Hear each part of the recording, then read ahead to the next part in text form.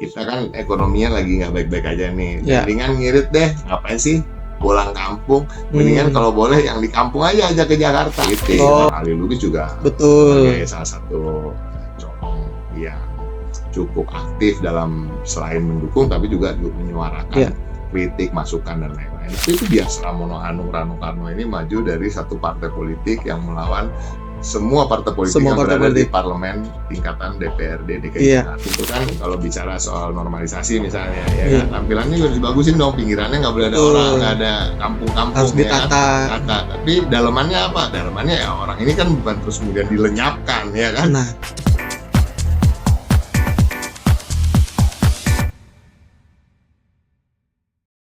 Jakarta itu unik. Perang di Timur Tengah bisa bikin harga naik. Isu padel bisa jadi polemik. Perkara manusia gerobak itu bisa terkait dengan isu kota global. Hari ini podcast Ruang Jakarta sudah kehadiran staf khusus Gubernur Jakarta bidang komunikasi sosial, Bang Ciko Hakim. Hari ini secara keseluruhan sebenarnya saya pengen membahas tentang evaluasi setahun kepemimpinan Gubernur Pramono Anung dan Wakil Gubernur Rano Karno. Sebelumnya kita sudah podcast dengan Dewan dari Gerindra, Bang Ali Lubis. Dia bilang bahwa komunikasi Mas Pram sebagai gubernur itu baik. Artinya WA dibales dan hubungan legislatif dengan eksekutif itu bagus.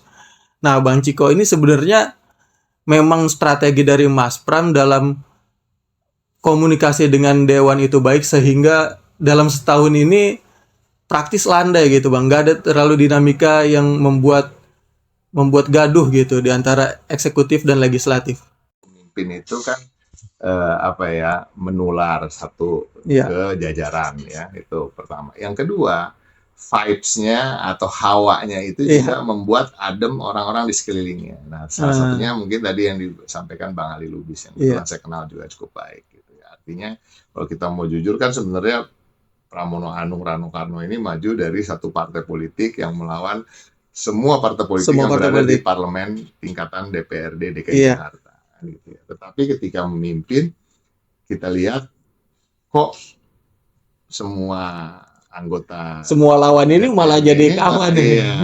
Sangat mendukung program-program yang beliau canangkan. Dan beliau juga selalu menyampaikan, karena beliau juga orangnya adalah orang yang mudah mengapresiasi orang dan ingat terhadap apa-apa yang menjadi andil dan peran-peran orang lain. Misalnya dalam setiap pidato-pidato beliau yang terkait dengan pencapaian misalnya ketika tanggal 20 Februari kemarin, beliau mengingatkan bahwa semua pencapaian yang dicapai dalam kurun waktu dalam setahun ini tidak mungkin bisa terjadi tanpa dukungan dari teman-teman DPRD. Itu kan nggak sampai. Tapi itu kan sebenarnya bukan dibuat-buat, karena betul kan semua hal-hal yang terkait dengan kebijakan-kebijakan, apalagi kebijakan yang baru, ya kan, kan harus ada persetujuan juga dan harus juga didukung lah secara resmi, secara legal formal maupun didukung secara di depan halayak atau artinya mengingat jasa itu ya, publik, ya kan, mengingat jasa. Jadi orang juga jadi senang kan gitu ya, diapresiasi, diingat gitu ya, bahwa memang kita membangun Jakarta itu beliau juga selalu menyampaikan nggak bisa dibangun oleh pemerintah provinsinya saja atau gubernur dan wakil gubernurnya saja, peran DPRD, masyarakat. Jadi kita lihat nih sangat mesra lah hubungannya ya. Tetapi tentu bukan berarti nggak ada kritik. Bang Ali Lubis juga sebagai salah satu corong yang cukup aktif dalam selain mendukung tapi juga menyuarakan kritik, masukan dan lain-lain. Tapi itu biasa, dan Mas Pram juga itu tadi nggak grogi ya, itu kan karena punya pengalaman dan memang punya karakter yang khusus yang memang jarang dimiliki oleh banyak orang ya. Jadi beliau ini dikenal orang yang mempunyai kerongkongan emas lah kira-kira gitu. Apa yang keluar dari kerongkongannya itu adem lah kira-kira ya. Julukan kerongkongan emas itu yang sebelumnya mungkin hanya rahasia umum atau apa nggak terlihat, sekarang ketika jadi gubernur tuh terbukti gitu Bang, atau terlihat gitu Bang. Terbukti. Jadi bukan legenda aja itu. Iya, bukan legenda. Iya.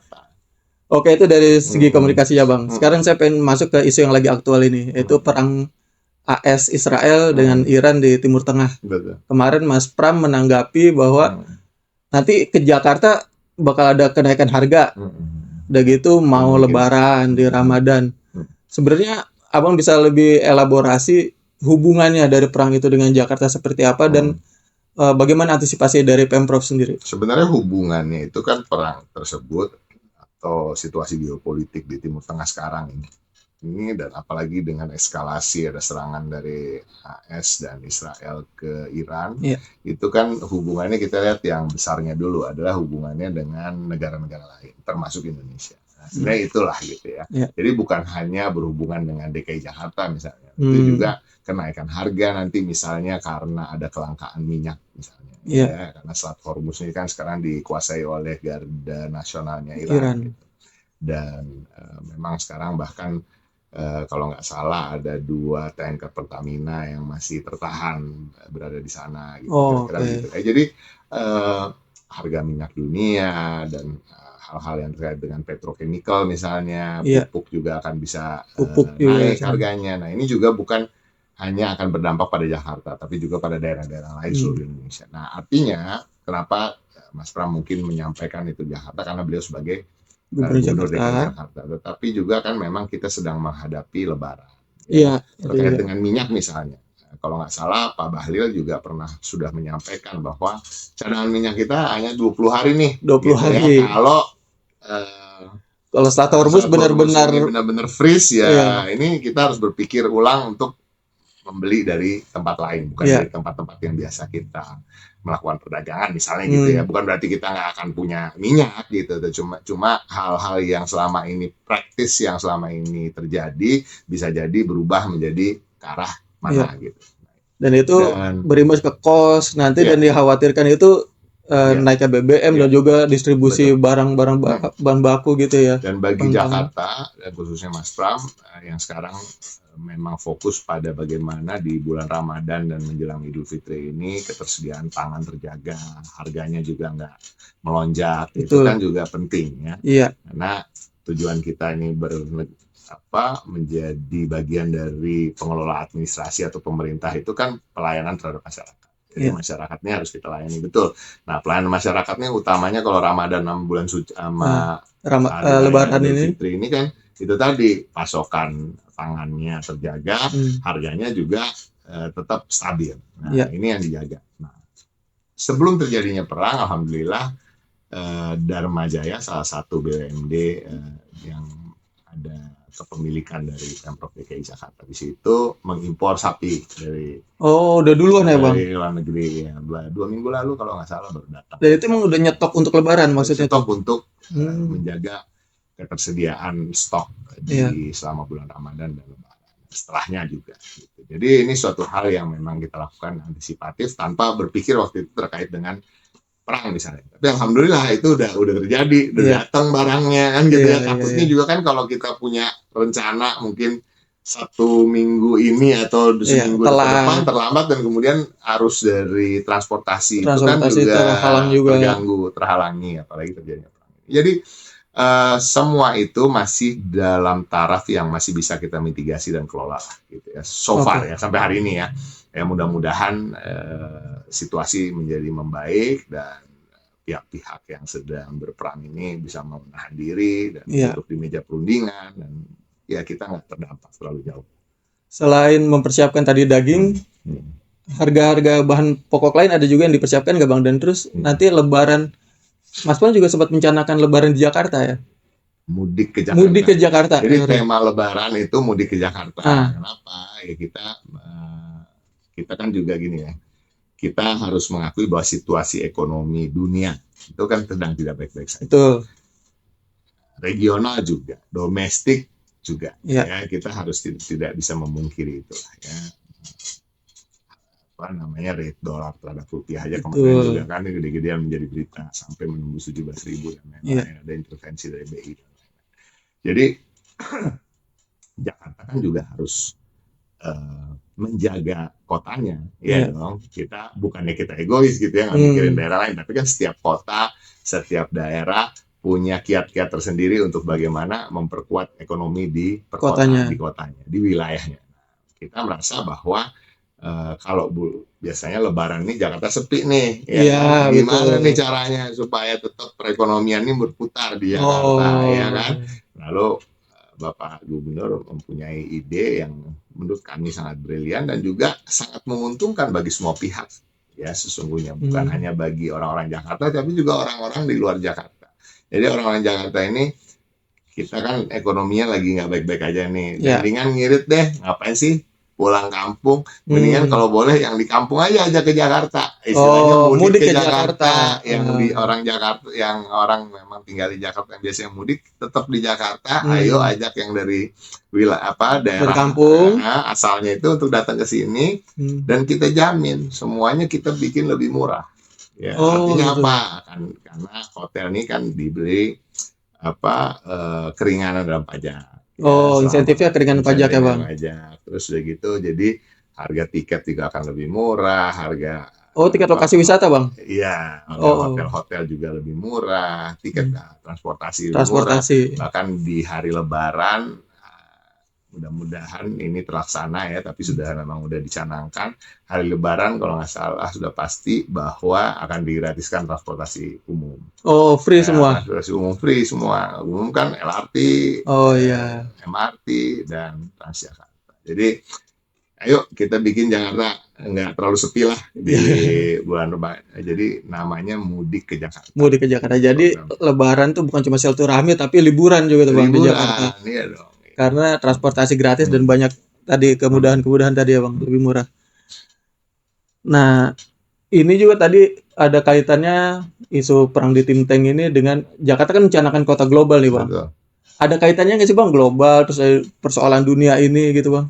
Ya persoalan dunia ini kan keharapan kita. Dunia ini kan juga menghadapi persoalan ini kan bukan baru kali ini juga Betul, ya. perang itu Ada beberapa perang-perang sebelumnya Iya, lah gitu ya yang ya harapan kita juga semua yang buruk-buruk ini ada akhirnya ya kan iya, nggak betul. berlanjut atau menjadi bola salju yang eskalasinya naik terus. Nah, intinya apakah akan ada dampaknya tentu dampaknya tadi kan bagaimana sebuah kota global ini kan juga harus ada pergaulan dunianya Iya, ya pergaulan dunia ini kan bisa juga terhalang dengan tadi adanya situasi travel global. warning misalnya ya kan Hmm, ada negara-negara yang ketika tidak bisa meninggalkan wilayahnya untuk bepergian jauh misalnya dan untuk melakukan kunjungan-kunjungan perdagangan misalnya iya. ya kan atau wisatawan dan lain-lain. Nah, ini kan tentu akan ada dampak di sisi itu. Karena kalau kita bicara kota global, ukuran-ukurannya adalah tadi seberapa banyak wisatawan yang datang, Iya, seberapa banyak pergaulan dunia dalam bidang ekonomi misalnya, pergaulan iya. dunia dalam bidang budaya ya kan, kesenian dan lain-lain ya kan konser-konser atau event-event internasional yang digelar di kota Di, tersebut. Nah, itu kan ada tuh ukuran-ukuran itu. Nah, pasti akan ada dampak. Tapi ya harapan kita dampak ini ya hanya menjadi sebuah penundaan, jadi bukan yang dampak selamanya ya kira-kira. Tapi karena Jakarta ini kan sebenarnya udah menjadi sebenarnya Indonesia secara keseluruhan ya adalah negara yang dalam tanda kutip seksi untuk pengusaha-pengusaha atau badan usaha dari negara lain beroperasi di sini. Kenapa? oh, Kita oke. punya sumber daya banyak. Iya, Ya, sumber daya Indonesianya itu. banyak. Ya, sumber daya mineral banyak. Sumber daya manusianya juga Iya, banyak, ya kan? Terus kita punya market juga banyak, iya iya dong. betul. Pembeli juga Masyarakatnya banyak, ya kan? Ada banyak. ratusan juta Iya. orang tinggal di sini, bisa jadi marketnya, bisa jadi pasar tersendiri, ya kan?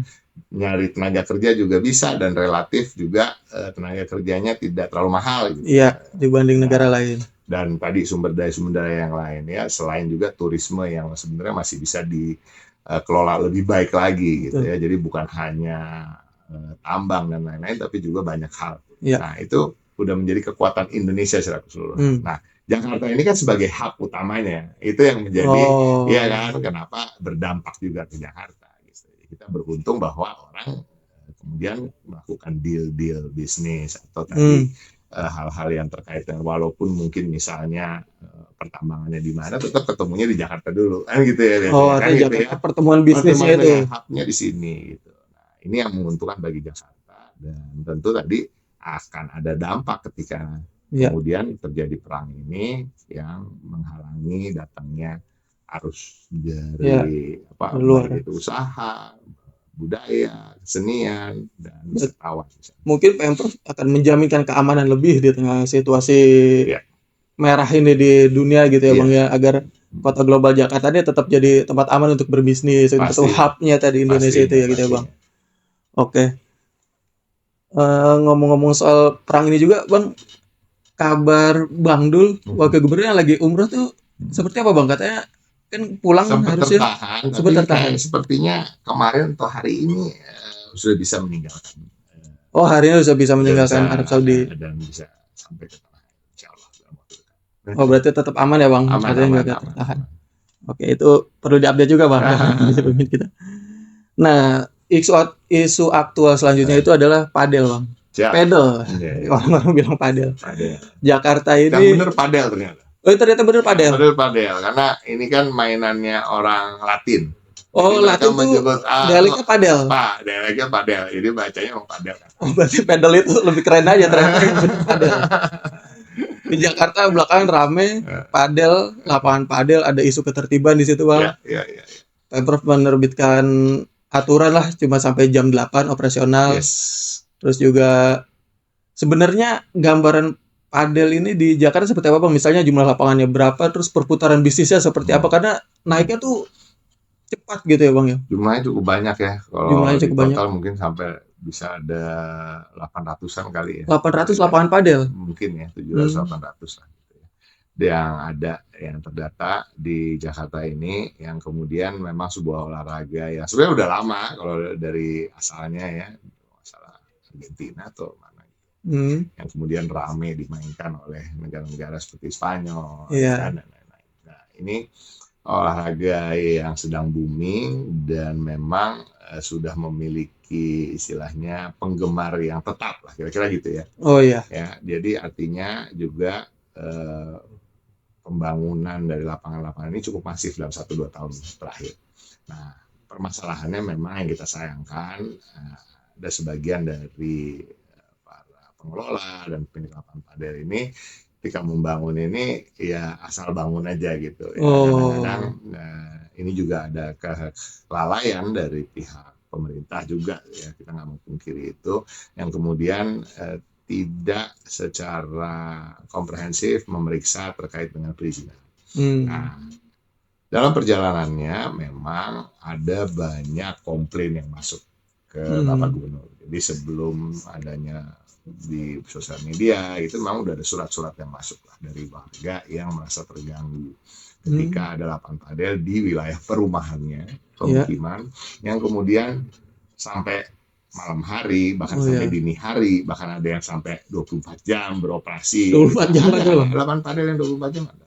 Beroperasi yang kemudian suaranya itu kan bising, itu satu. Yang kemudian kalau kita bicara di sebuah kompleks pemukiman misalnya, selain suara kan juga risih ya kalau ada mobil atau kendaraan atau orang-orang yang bukan warga situ datang bolak-balik ya, parkir, dan parkirnya kadang-kadang kan nggak tersedia di wilayah lapangan itu sendiri, jadi parkir di pinggir jalan.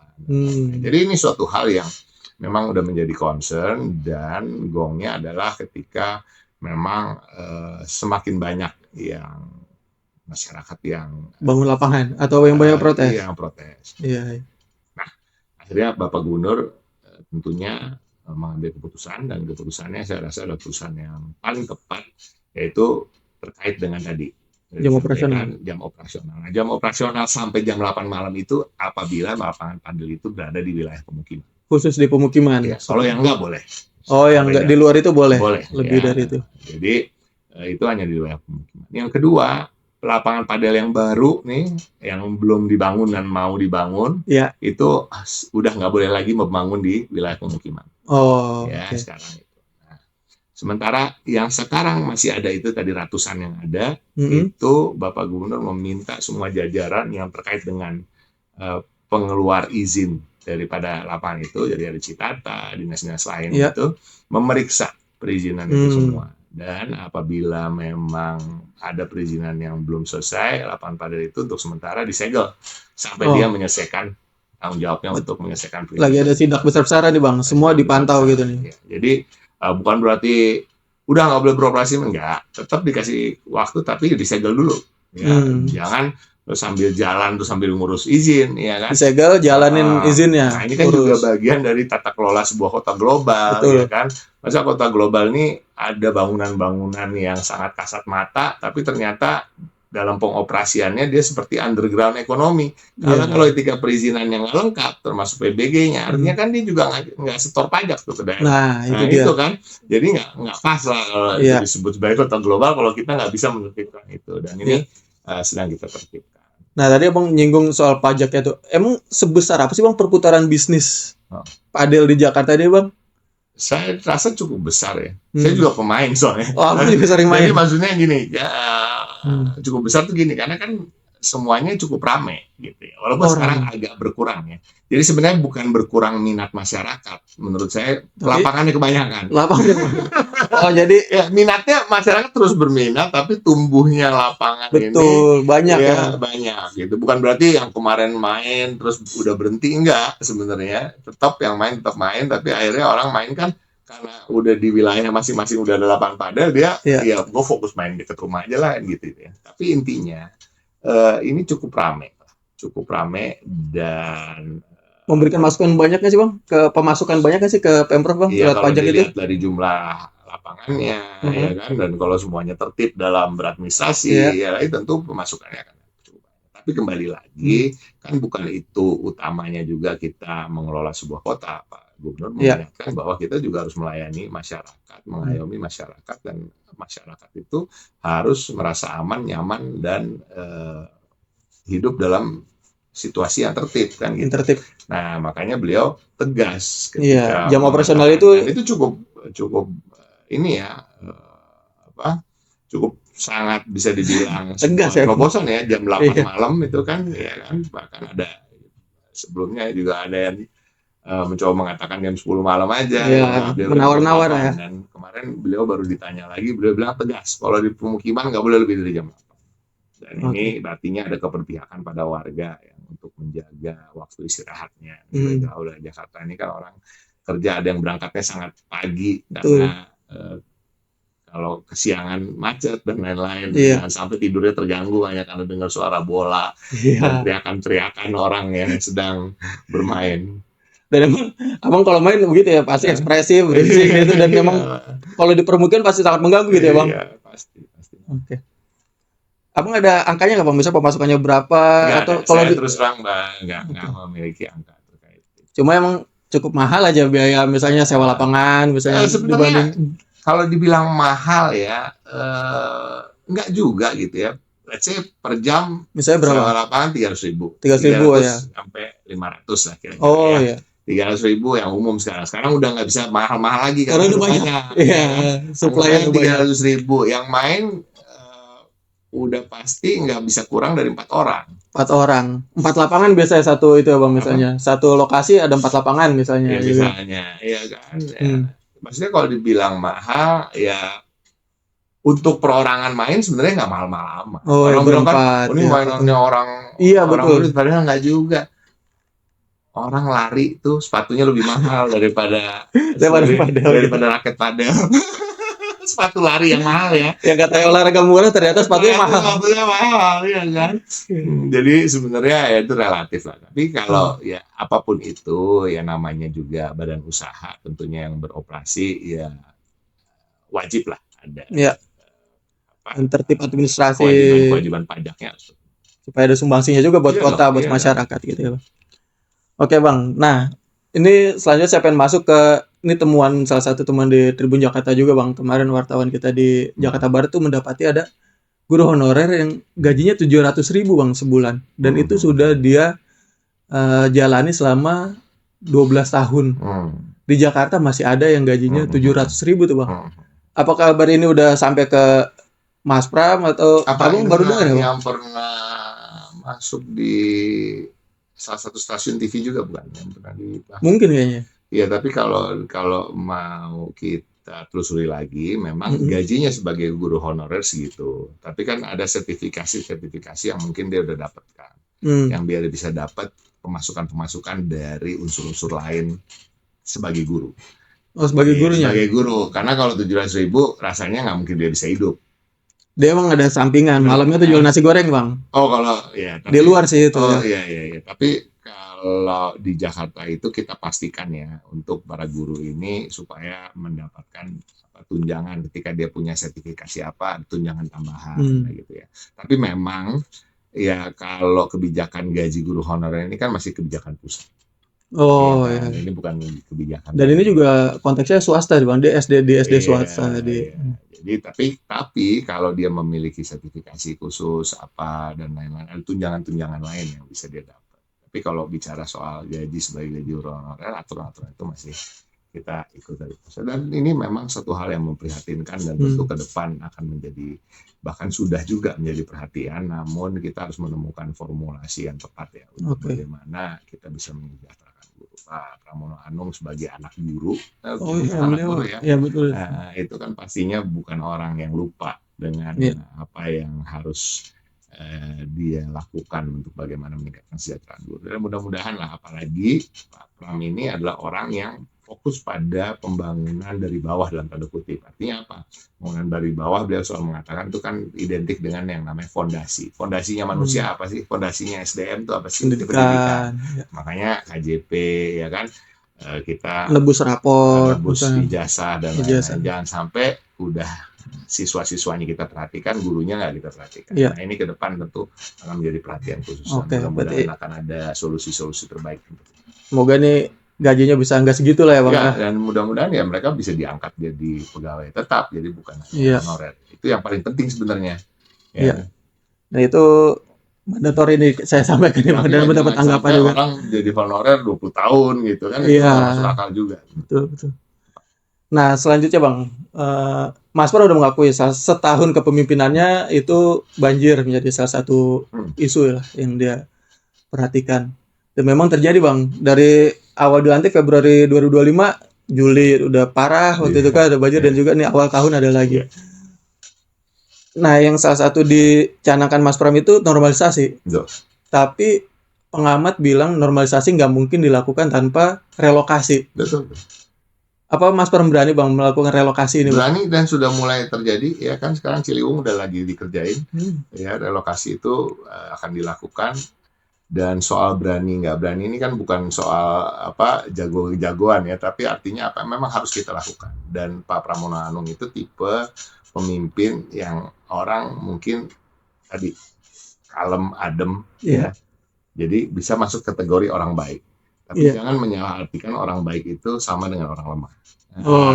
Ini harus kita ingat. Dan lemah itu sama sekali bukan karakter seorang Pramono Anung. Ya kita bisa kasih contoh misalnya. Ya, bicara relokasi Ciliwung, insya Allah seharusnya akan lebih mudah daripada relokasi Barito.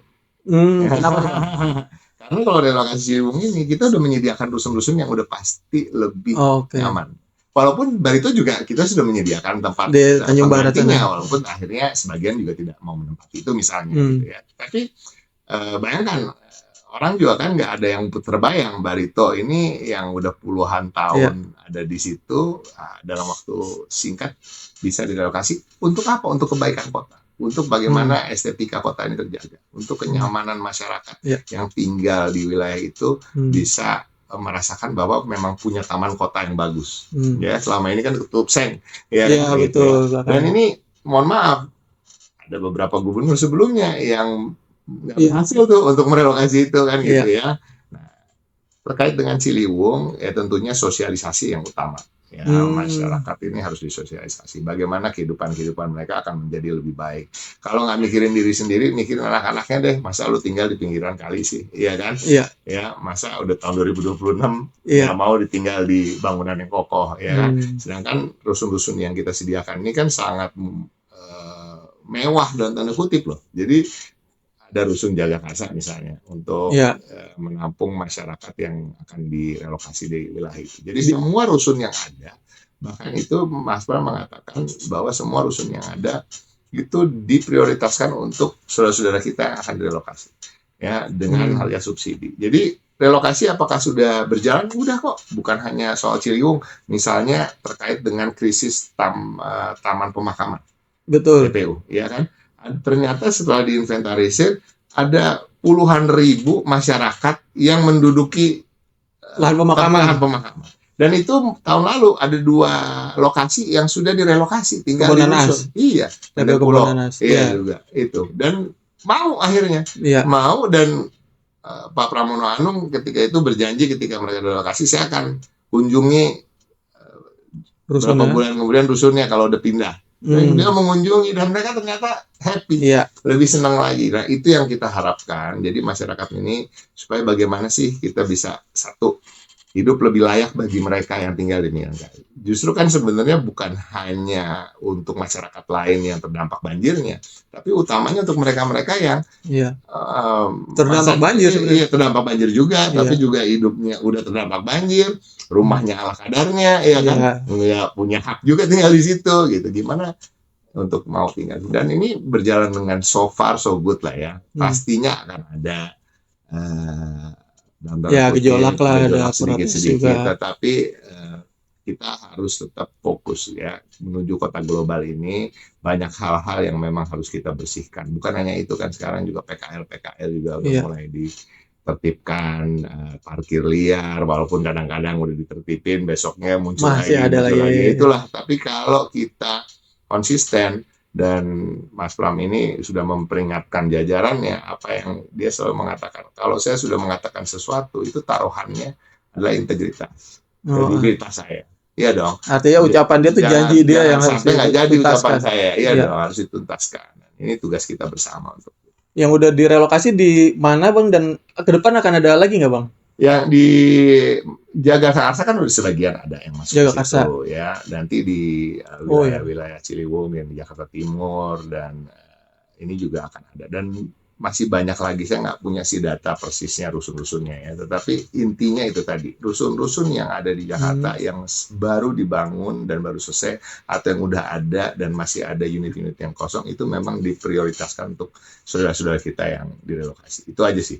Dan bayangin kalau di Jagakarsa yang pernah saya kunjungi itu yang baru jadi setahun lalu, hampir setahun lalu, itu luar biasa deh. Pokoknya ada perpustakaan, ada fasilitas yang luar biasa.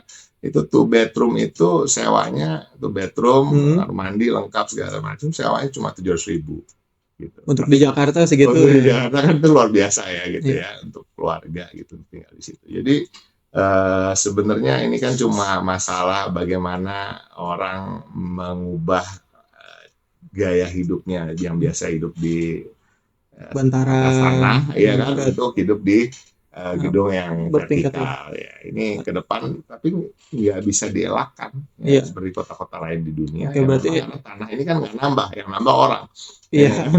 Harus mau pindah ke vertikal. Harus vertikal. Berarti akan terus dijalankan normalisasi ini dengan relokasi dan kuncinya persiapan tadi Bang. Berarti persiapan rusunnya udah pasti udah siap. Jadi itu dulu utamanya. Kita nggak mungkin merelokasi tanpa ada kesiapan untuk saudara kita ini dipindahkan kemana. Oke. Tadi Bang nyinggung soal PKL juga penataan gitu ya. Iya. Terakhir Mas Pram juga bilang untuk menertibkan manusia gerobak ya Bang. Iya. Di Ramadan ini penjual ban memang banyak sekali dari tahun ke tahun itu, karena tadi ada urusan kota global, ketertibannya tadi isunya Bang ya. Udah dijalankan belum Bang? Atau ada beberapa, dan mereka sebenarnya kalau ditertibkan ditindak itu kemana sih Bang? Sudah dijalankan pastinya melalui rapat pimpinan terbatas itu udah disampaikan pada jajaran nih yang utamanya Satpol PP ya, karena itu kan bagian dari penegak dari Perda kita ya. Dan ini udah dilakukan dan biasanya pertama tentu dicek dulu kependudukannya. Dicek dulu orang mana ya kan. Sebelum juga mereka dikembalikan misalnya ke daerahnya masing-masing gitu ya, mereka dibina dulu di panti kita untuk sementara. Dinsos. Dinsos ya. Khusus yang memang warga Jakarta, dan biasanya sangat sedikit sih yang memang betul-betul warga Jakarta dengan KTP Jakarta. Sebenarnya ya Bang ya. Ya jadi akhirnya kalau memang warga Jakarta tidak ada tempat tinggal dan lain-lain, boleh kan tinggal di dinas sosial. Ya kan, di panti yang memang khusus mengurusi, misalnya kalau anak-anak ya panti anak ya, yang remaja di remaja, atau yang keluarga juga ada gitu ya, atau ataukah ada kondisi-kondisi lain, gangguan jiwa dan lain-lain ya, juga bisa kita arahkan. Tapi intinya semua yang memang bukan warga Jakarta ya kita kembalikan ke daerah masing-masing. Oh, dipulangkan Dan ini ya, ya, Bang. mau nggak mau ini harus dilakukan. Pembersihan seperti harus dilakukan. Dan ketika kita mau memiliki kota yang nyaman, estetik, ya, menjadi kota global, menarik untuk wisatawan dunia atau badan-badan usaha dari negara lain yang untuk membuka usaha di sini, tentunya tampilan kota juga harus bagus, bukan hanya tampilannya, juga dalamannya juga harus bagus. Artinya apa tadi? Tampilan itu kan kalau bicara soal normalisasi misalnya, ya kan, tampilannya juga harus dibagusin dong, pinggirannya nggak boleh ada orang, nggak ada kampung-kampung, harus ditata. Ya kan? Tapi dalamannya apa? Dalamannya ya orang ini kan bukan terus kemudian dilenyapkan, ya kan? Tapi saudara-saudara gini kita pindahin ke tempat yang lebih layak, ya. Dan juga ada subsidi kan di situ ya. Jadi tinggal di Jakarta nih sebenarnya kalau kita mau mempelajari apa aja hak-hak kita, apa aja yang diberikan oleh pemerintah kepada warganya, itu lumayan. Lumayan banget. Lumayan banget, betul. Kalau penghasilan di bawah 8 juta, bisa nyewa rusun dengan harga subsidi. Iya kan? Kalau kita masuk dalam 15 golongan misalnya, pelajar, ASN, TNI, Polri, Dasawisma, transportasinya gratis, lansia. Iya kan? Gratis itu kan bayangin kalau kita pakai hari-hari itu pakai MRT, LRT, Transjakarta bisa ratusan ribu, sudah 100.000 sendiri, ya kan? Iya. Kan artinya kalau tinggal di Jakarta dan kita mau mempelajari ya kan sebagai warga Jakarta yang KTP Jakarta, ini banyak banget manfaat yang bisa dapat. Subsidinya banyak. Tempat-tempat wisatanya juga nggak mahal, bahkan gratis kalau kita ke perpustakaan. Yang bagus itu kan ya kan menggunakan fasilitas sana pun gratis, mau nyewa ruang rapat gratis, ada ruang podcast gratis, ya kan, ada ruang serbaguna gratis, asal jadwalnya masuk ya sesuai. Jadi banyak banget Jakarta ini, dan mudah-mudahan itu yang mau kita semarakkan lagi gitu, supaya juga ya ayolah kita sama-sama bangun kota ini, sama-sama kita jaga kota ini, karena nggak mungkin kota itu dibangun hanya oleh pemerintahnya saja, ya kan. Sama-sama juga kita awasin lah, misalnya soal JPO yang banyak plat besi dicuri, ya kan, atau kabel yang dicuri dengan membongkar trotoar itu. Betul. Tapi kan kadang-kadang kita juga harus mau bertanya pada diri kita sendiri, masyarakatnya. Waktu itu terjadi kita lihat nggak sih? Kita berusaha menghentikan nggak sih? Lapor nggak sih burung ini? Terus yang berbuat apakah lu kan juga warga Jakarta gitu? Kenapa lu mau ngerusak kota sendiri kan gitu ya? Jadi kalau kita ada petugas, nggak ada CCTV, kalaupun ada kan dicolong sama kalian juga. Benar nggak? Digunting juga kabelnya kan gitu. Itu yang kita juga harus bertanya pada diri kita, masyarakat juga. Harapan kita bangun yuk kota ini bersama, kita jaga aset-aset ini bersama, karena aset ini bukan punyanya Pemda kok, bukan punya masyarakat juga ya, punyanya kita. Waktu itu Pak Gub mengingatkan ketika halte dirusak misalnya, waktu ada harus gelombang demonstrasi yang besar itu kan, gimana kan sayang ya, orang duitnya bukan duit siapa lagi, duit masyarakat juga yang menggunakan masyarakat juga. Besoknya mau ke kantor nggak bisa juga akhirnya kan. Jadi kita juga harus mau bersama-sama menjaga kota. Oke. Bisa. Ya itu dia. Menuju kota yang kita idamkan. Terakhir Bang, soal salah satu yang disoroti Mas Pram juga dan tentu juga warga Jakarta nih, setahun ini macet ya Bang? Yes. Kemacetan, dan jurusnya Mas Pram itu Trans Jabodetabek, yang membantu dari wilayah tetangga untuk bisa naik transportasi umum. Yang jadi tangganya Jakarta aja juga enak. Betul. Iya kan, naik Transjakarta 3.500 kan artinya kita juga mensubsidi orang Bogor. Dari Bogor, Botani bisa sampai ke Blok M 3.500 Bang. Iya kan, itu kan ada subsidi di situ. Artinya yang kita subsidi juga bukan orang Jakarta aja. Terus kenapa Mas Pram masih bilang ini PR Bang? Dan memang juga kalau data TomTom traffic dari 2024 peringkat 90 turun 2025 jadi 24 ya. Artinya emang tambah macet gitu Bang. Iya. Ada jurus lain nggak Bang? Misalnya? Ya memang jurus lainnya ke depan satu, kita harus bersiap untuk menuju Jakarta dengan Electronic Road Pricing, ERP. ERP Bang. Tapi kan itu ada unsur dari kebijakan pemerintah pusat yang harus kita tunggu. Jadi itu bukan murni keputusan Kementerian Perhubungan, Bang. Jadi bukan murni keputusan dari Pemda. Jadi kita harus nunggu regulasi dari situ. Itu pertama.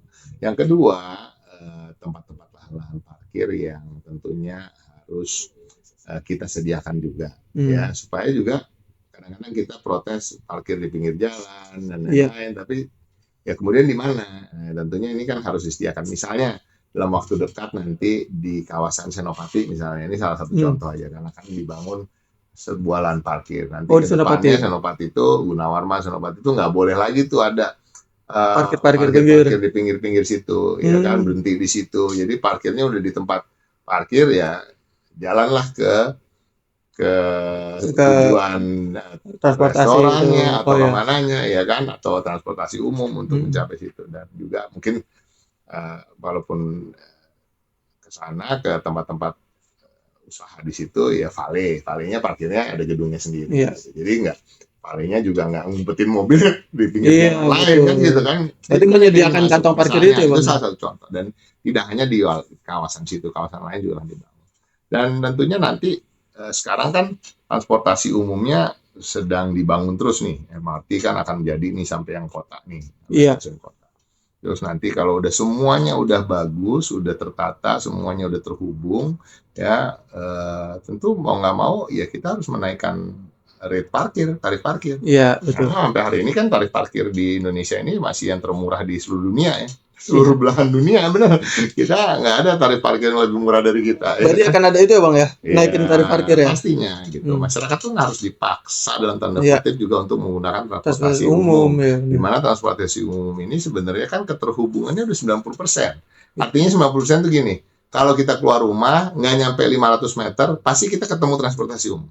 Pasti kita ketemu minimal mini trans, minimal Jaklingko itu apa, atau Mikrotrans, ya kan? Ya, itu udah. Tapi kan masalahnya orang Indonesia ini, orang Jakarta khususnya, ya belum terlalu, ya kan? Habitnya belum sama transportasi umum lah, ya. Dan masalah motor ini kan juga masalah yang unik Jakarta juga. Betul. Iya kan? Kuala Lumpur nggak punya masalah itu, ya kan?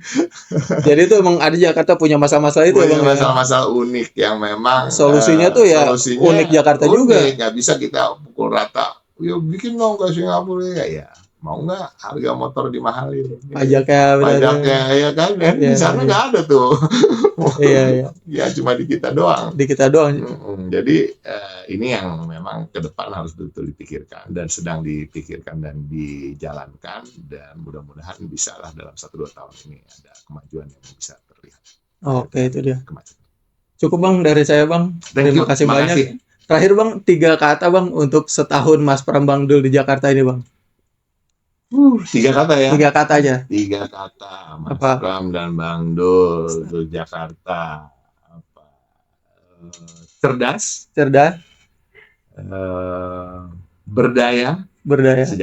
Sejahtera. Oke, itu dia. Terima kasih banyak Bang Ceko Hakim udah main ke Ruang Jakarta.